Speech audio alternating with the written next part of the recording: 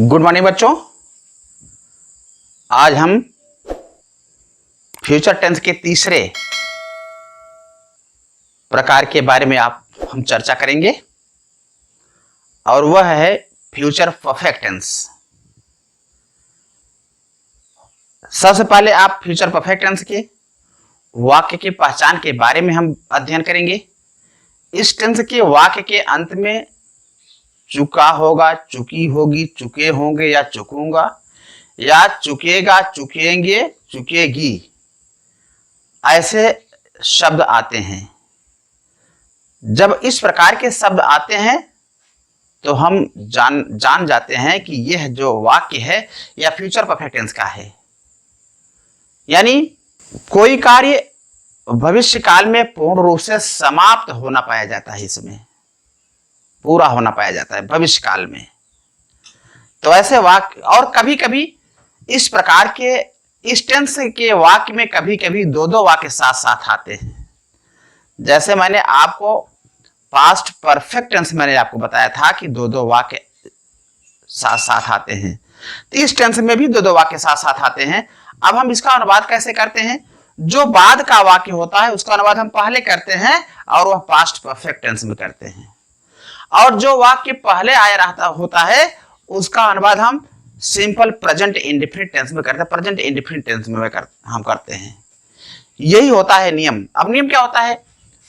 सबसे पहले subject plus will have और शैल हैव, विल हैव और shall have, will have shall have plus V3 का मतलब third form of main verb plus object etcetera before, फिर subject V1 yes और ES as needs. आवश्यकता के अनुसार हम मेन वर्ब के फर्स्ट फॉर्म में हम यस अथवा ईएस का भी प्रयोग करेंगे प्लस ऑब्जेक्ट एक्सेट्रा है। यह होता है आपका रूल। तो आइए हम कुछ एग्जांपल देखते हैं। जैसे सूर्य के निकलने से पहले, सूर्य के निकलने से पहले मैं स्टेशन पहुंच चुकूंगा। सूर्य के निकलने से पहले मैं स्टेशन पहुंच चुकूंगा। जैसे मैं आपको बताया कि जो वाक्य बाद में आता है, बाद वाले माने जो बाद में आता है, तो इसमें बाद में कौन सा आया है? मैं स्टेशन पहुंच चुकूंगा। पहले इसका अनुवाद हम पहले करेंगे और और सूर्य के निकलने से पहले इसका अनुवाद हम बाद में करेंगे। तो आइए हम करते हैं। तो क्या करेंगे? मैं स्टेशन पहुंच चुकूंगा, तो हो जाएगा क्या? आई शैल हैव रीच माने पहुंचना, थर्ड फॉर्म रीच्ड।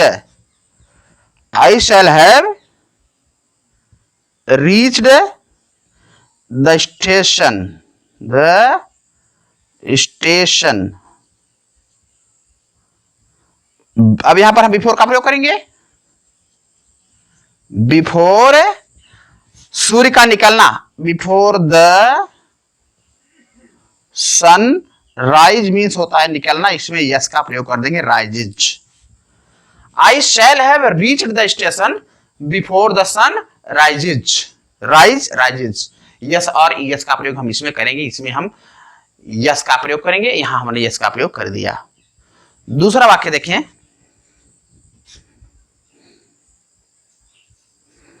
शिकारी को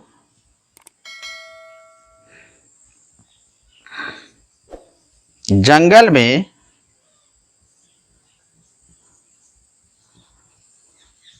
पहुंचने से पहले शेर जंगल से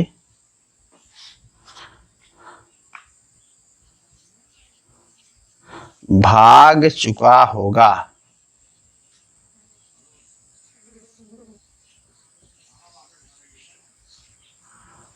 ये होगा, शिकारी को जंगल में पहुंचने से पहले शेर जंगल से भाग चुका होगा। तो सबसे पहले क्या करेंगे, शेर जंगल से भाग चुका होगा, इस पार्ट का अनुवाद हम पहले करेंगे।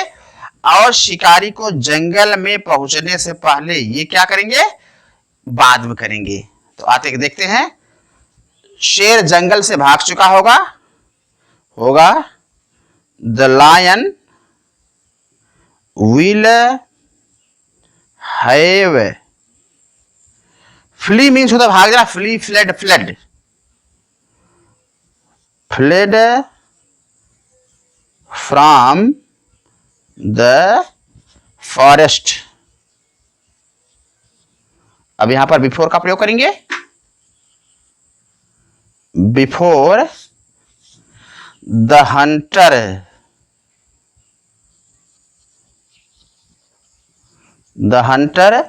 जंग पहुंचना, रीचेस द जंगल या फॉरेस्ट भी लिख सकते हैं। यह है, इस प्रकार से हम हिंदी वाक्य का अनुवाद करेंगे जो कि वह फ्यूचर परफेक्ट टेंस में होगा, और इस प्रकार का उसका जो है पहचान भी होगा। अगर इस प्रकार का पहचान अगर होता है तो हम इसी प्रकार से इस नियम का प्रयोग करके हम इसका अनुवाद करेंगे। एक वाक्य और देख लीजिए, मेरे फोन करने से पहले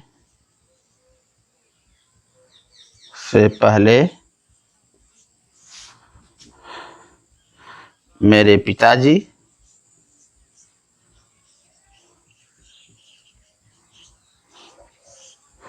दिल्ली से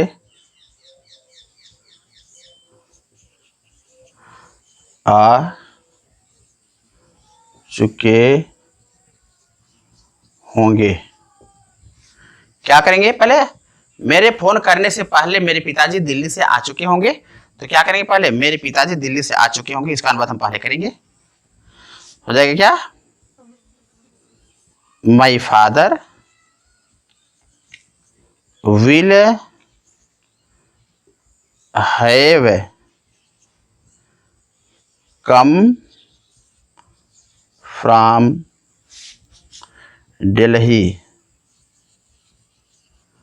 बिफोर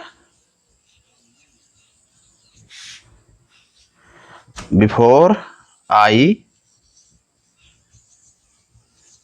फोन। ये है वाक्य का अनुवाद, ये सिंपल सेंटेंस का है। इसके बाद आता है नेगेटिव सेंटेंस।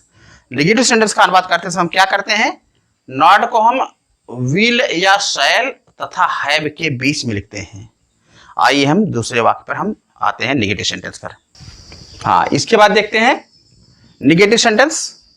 नेगेटिव सेंटेंस मैं आपको बताया किसे कहते हैं तो आप जानते होंगे। अब इसका नियम क्या होता है, सब्जेक्ट प्लस शैल और will plus not plus have, यानी नॉट को हम शैल या विल के बाद या हैव के पहले प्रयोग करेंगे, plus V3 means third form of main verb, plus object etcetera plus before, plus पहले वाक्य का अनुवाद subject plus V1 means first form of main verb, yes और ईएस एज नीड, आवश्यकता अनुसार यस या ईएस का भी प्रयोग करेंगे, अन्यथा नहीं भी करेंगे, प्लस ऑब्जेक्ट एक्सेट्रा। ये होता है, रूल होता है। इसके बाद आते हैं कुछ एग्जांपल पर। हाँ देखिए, मीरा के घर पहुंचने से पहले वर्षा नहीं हो चुकी होगी, इसका अनुवाद हम क्या करेंगे, पहले वर्षा नहीं हो चुकी होगी, इसका अनुवाद पहले करेंगे। तो क्या लगाएंगे, it will not have, rain means होता है वर्षा होना, third form rained, it will not have rained before Meera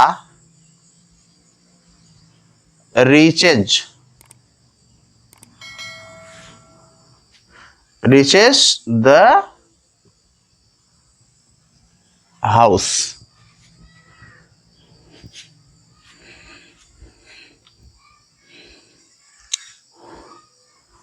सूर्य के अस्त होने से पहले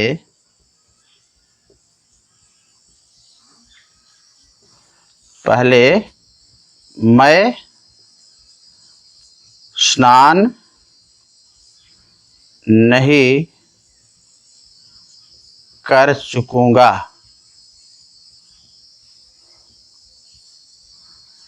यह है सूर्य के अस्त होने से पहले मैं स्नान नहीं कर चुकूंगा। तो क्या कहने सबसे पहले मैं स्नान नहीं कर चुकूंगा, I shall not, I shall not have bathed before the sun sets present indefinite simple sentence. ये हुआ है आपका जो है नेगेटिव सेंटेंस। इसके बाद एक एग्जांपल और देखते हैं।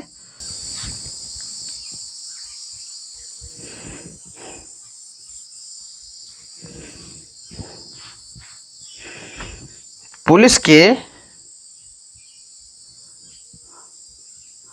आने से पहले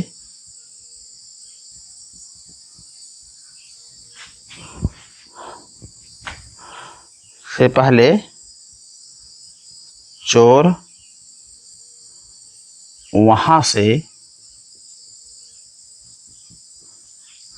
नहीं भाग चुके होंगे। पुलिस के आने से पहले चोर वहां से नहीं भाग चुके होंगे। तो क्या करेंगे, पहले चोर वहां से नहीं भाग चुके होंगे तो क्या लगाएंगे, द थीव्स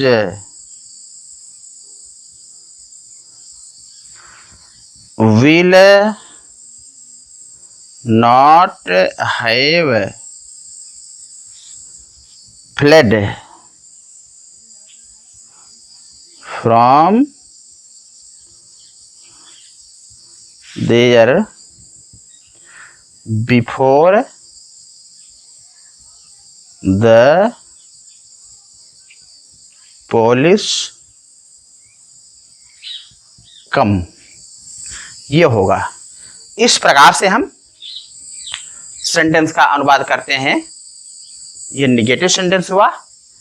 इसके बाद आता है interrogative sentence, WS type interrogative sentence. इसके वाले आप जो है नेगेटिव सेंटेंस का अध्ययन किए। इसके पश्चात हम इंटरोगेटिव सेंटेंस का अध्ययन करेंगे।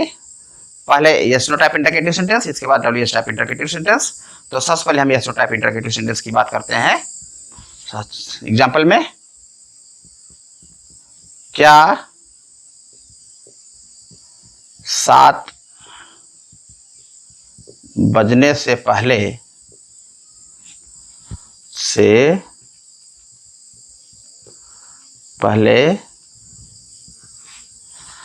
किसान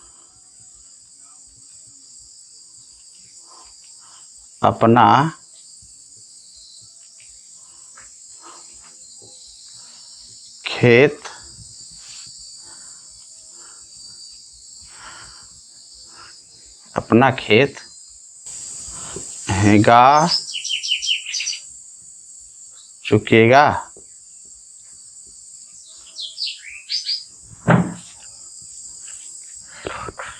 क्या 7 बजने से पहले किसान अपना खेत हेगा चुकेगा। क्या करेंगे, सबसे पहले क्या पहले आया है तो हम विल या शैल का प्रयोग करेंगे। पहले क्या करें, will the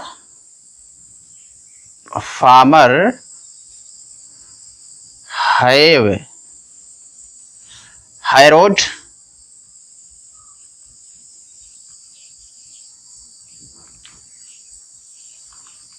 harrowed his field before 7 7 o'clock question mark. Will the farmer have harrowed his field before 7 o'clock? दूसरा, क्या मैं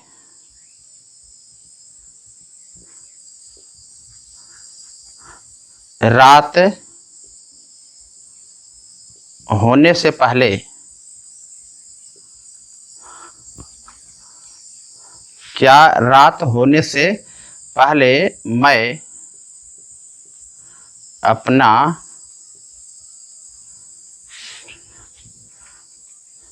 अपने खेत में गेहूं बो चुकूंगा?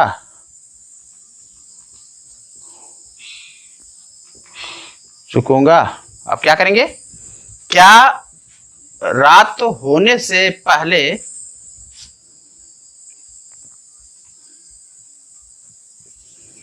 मैं अपने खेत में गेहूं बो चुकूंगा? तो पहले क्या करें, क्या मैं खेत में गेहूं बो चुकूंगा, तो क्या लगाएंगे यहां पर?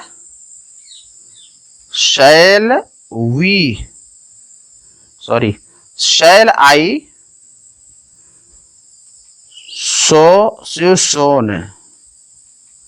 सोन क्या? Wheat in my field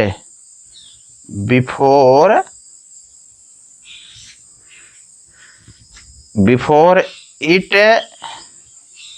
gets dark. ये है, इस प्रकार से shall I sown wheat in my field before it gets dark. इस प्रकार से हम अनुवाद करते हैं। एक वाक्य और देखते हैं। क्या सोमवार से पहले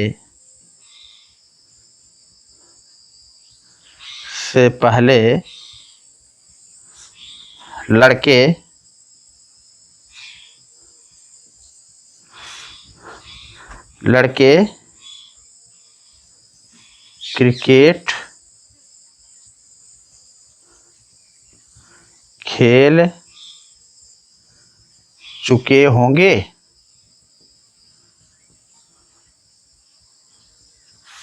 यह है, क्या करेंगे?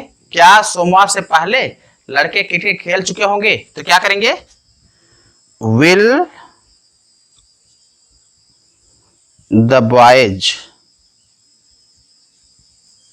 हैव प्लेड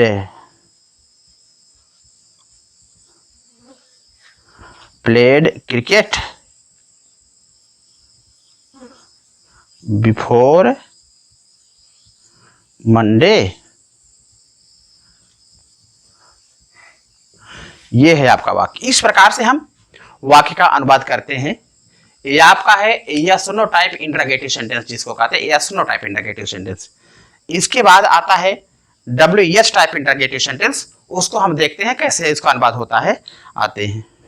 इसके बाद WS टाइप इंटरोगेटिव सेंटेंस की बात हम करेंगे। WS टाइप इंटरोगेटिव सेंटेंस क्या होता है?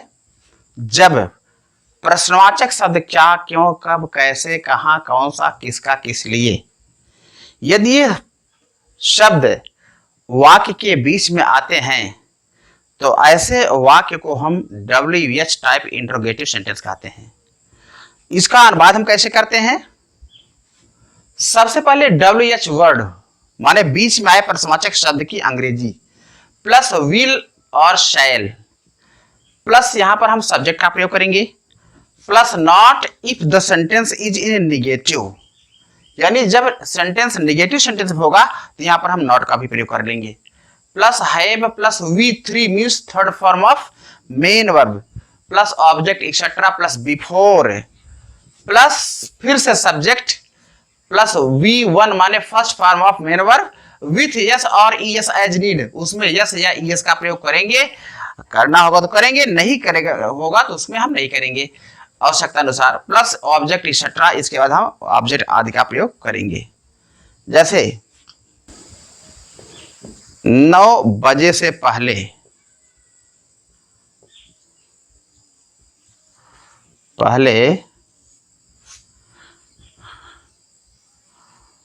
पुलिस उन्हें क्यों नहीं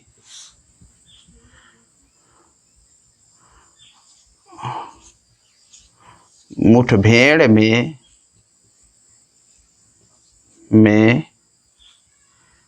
मार चुकी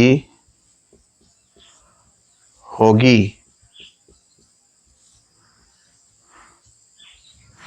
9 बजे से पहले पुलिस उन्हें क्यों नहीं मुठभेड़ में मार चुकी होगी, तो क्या करेंगे, सबसे पहले बीच में प्रश्नवाचक शब्द की अंग्रेजी क्या करेंगे, वाई विल द पुलिस, फिर क्या करेंगे, नहीं आया है तो यहां नॉट लगा दो, मुठभेड़ में मारना क्या होगा, encountered,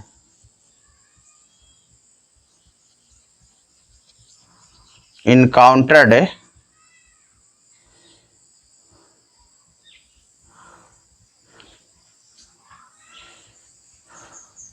encountered them before 9 means 9 o'clock या 9 भी इतना भी करें तब पर भी सही है। यह है 9 बजे से पहले पुलिस ने क्यों नहीं मुठभेड़ मार चुकी होगी, तो why will the police not encountered them before 9। आगे है वर्षा होने से पहले, वर्षा होने से पहले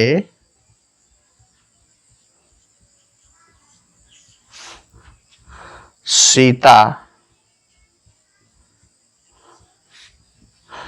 बाजार से कैसे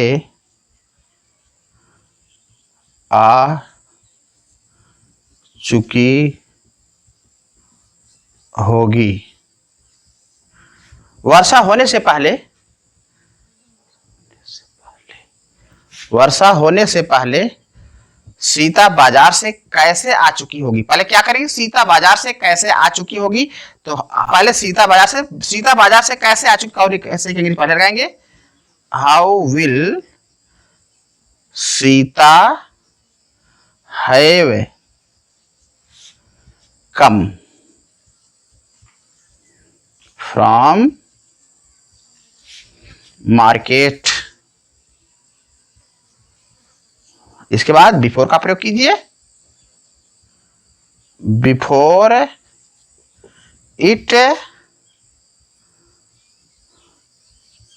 रेन्स क्वेश्चन मार्क।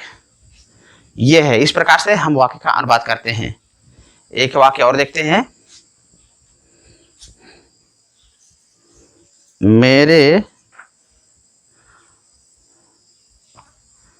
उनको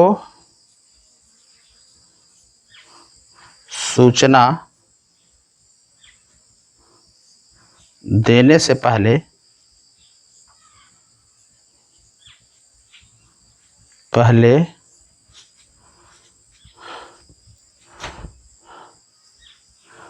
राम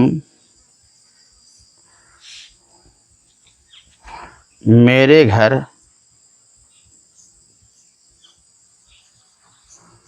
कैसे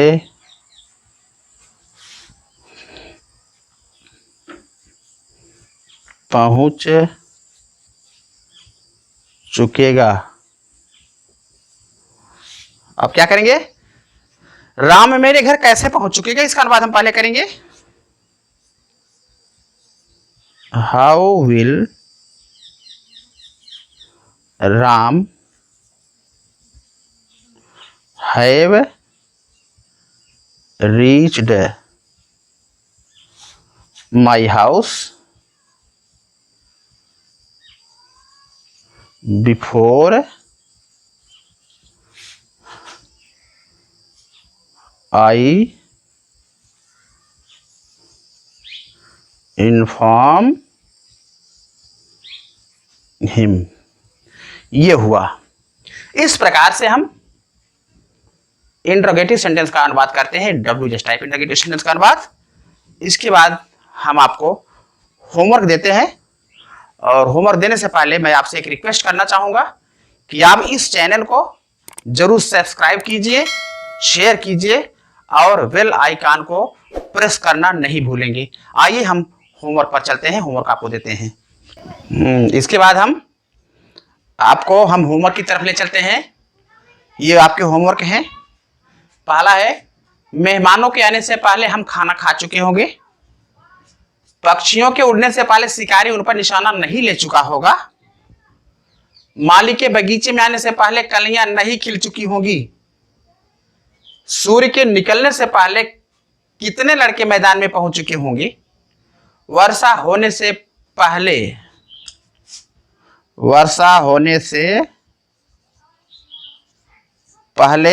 वह कहां छिप चुका होगा। यह है आपके होमवर्क। यह होमवर्क जो है आप अपने घर पर उसको अभ्यास कीजिए। करने के बाद आप यह अनुमान लगाइए कि आप इस वीडियो के माध्यम से आज कितना सीखा, और अपना कमेंट हमारे कमेंट बॉक्स में जरूर भेजिएगा। So thanks for today with these words।